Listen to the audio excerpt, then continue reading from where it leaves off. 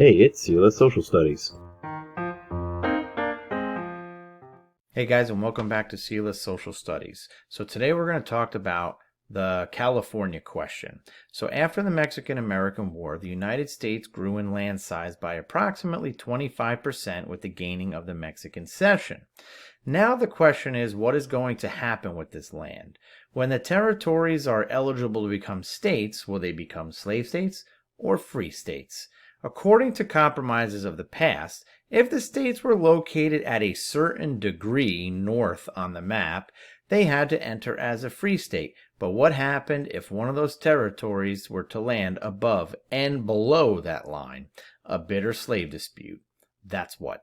So the Missouri Compromise of 1820 prohibited slavery north of the latitude 36-30 degree line, and if a territory were to become a state below that line, they were open to slavery. President Polk wanted to extend the 36-30 line all the way to the Pacific Ocean, dividing the Mexican cession into both free and slave territories. Some of the members of Congress agreed with Polk's plan, and others wanted the issue of slavery to be decided by popular sovereignty, which was the idea that the political power belongs to the people, effectively giving the citizens of those territories the right to decide if they wanted slavery or not. So that leads to the North versus South debate. So between 1774 and 1804, all northern states had officially abolished the institution of slavery, and most northerners wanted to ban slavery in all of parts of the Mexican cession, no matter where they were on the map, where they were located. In 1846, the Wilmot Proviso was proposed in Congress. The proviso stated that all land obtained from the war with Mexico would be free of slavery, and in 1848 the Northern abolitionists formed a new political party named the Free Soil Party, which supported the Wilmot Proviso, but it was never enacted. Southerners did not want California to become a state free of slavery because if it had, there would be an imbalance in the Senate and abolitionist states would hold the deciding votes. This angered many of the Southerners, leading to strong feelings of sectionalism in the United States. Sectionalism is when somebody favors the interests of their section of the nation over the interests of the entire nation. No matter the splintering of the nation's ideals, on September 9th, 1850, California applied to enter the Union. So now we're talking about the Compromise of 1850. This compromise was an attempt to satisfy members of Congress from the North and the South. A senator from Kentucky, Henry Clay, offered a resolution, the Compromise of 1850. There were many points to the compromise that attempted to appease both sides.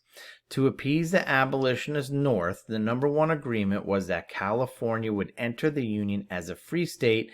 An other minor point is that the slave trade, but not slavery, would end in the nation's capital of Washington, D.C. To appease the South, the number one agreement was that they would get the Fugitive Slave Law or the Fugitive Slave Act. Other minor points is that Texas would give up its land east of the upper Rio Grande River, and in return the government would pay the debt that Texas had accrued when it was an independent republic.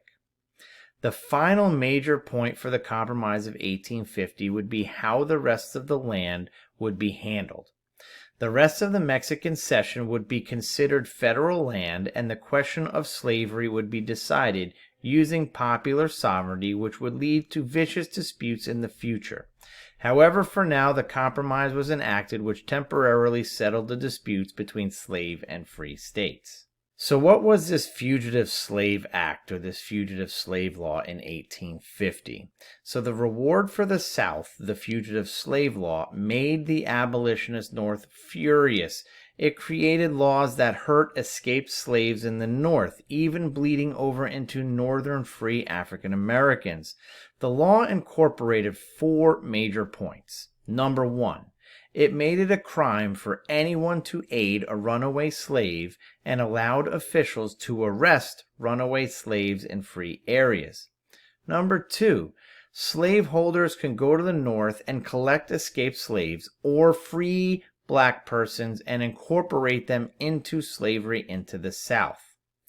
Number 3, stakeholders could take suspected fugitives to United States commissioners who would decide their fate. The commissioners would receive more money to send a black person into slavery than to set them free. Number 4, it made it so accused fugitives could not testify on their own behalf. So the Fugitive Slave Law made it hard for Northern abolitionists to help the freed slaves. The Underground Railroad became even more important to hide runaway slaves, even going further into the North.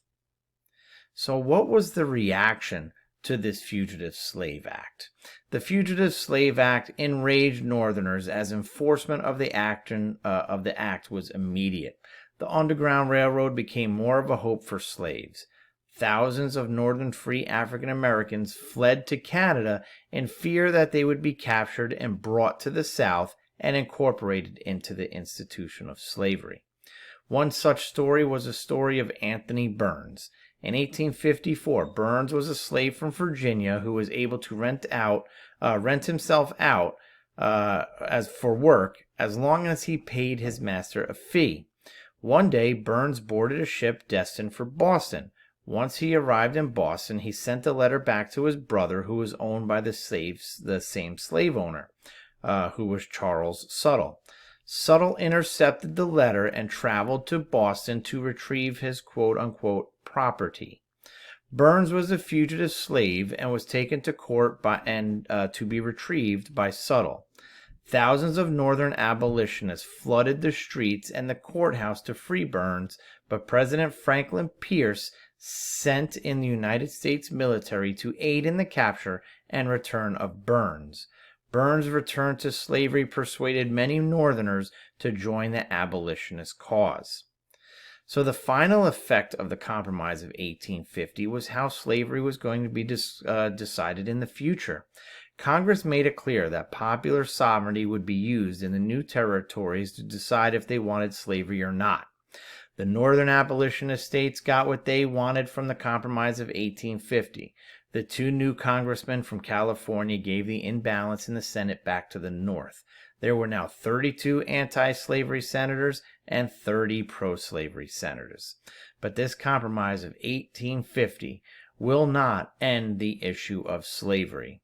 The Compromise of 1850 is just another link in the chain of events that caused the American Civil War and was just another Band-Aid put on the gushing wound of slavery.